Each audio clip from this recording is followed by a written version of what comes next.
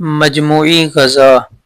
رسول مقبول صلی اللہ علیہ وآلہ وسلم اور ان کے اصحاب اپنی سواریوں سے نیچے اترے اور سب نے سامان سفر کھول دیا۔ اس کے بعد سب لوگوں نے آپس میں فیصلہ کیا کہ ایک گوسفند کو ذبح کر کے اس کا گوشت تیار کیا جائے۔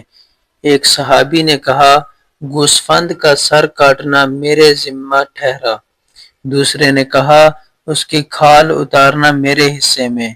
تیسرے نے کہا، گوشت پکانا میری ذمہ داری قرار پائی۔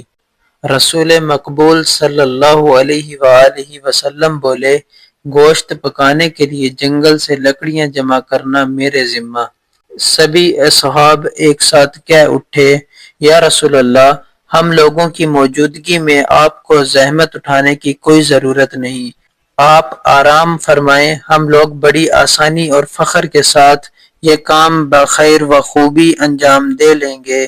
رسول مقبول صلی اللہ علیہ وآلہ وسلم نے جواب دیا، مجھے معلوم ہے کہ تم لوگ یہ سب کام بڑی آسانی سے کر لو گے، لیکن خداوند عالم اپنے اس بندے کو قطعی دوست نہیں رکھتا، جو دوستوں کے درمیان اپنے آپ کو افضل اور دوسروں سے بہتر سمجھتا ہے اور دوسروں کے مقابلے میں خود کو صاحب امتیاز تصور کرتا ہے۔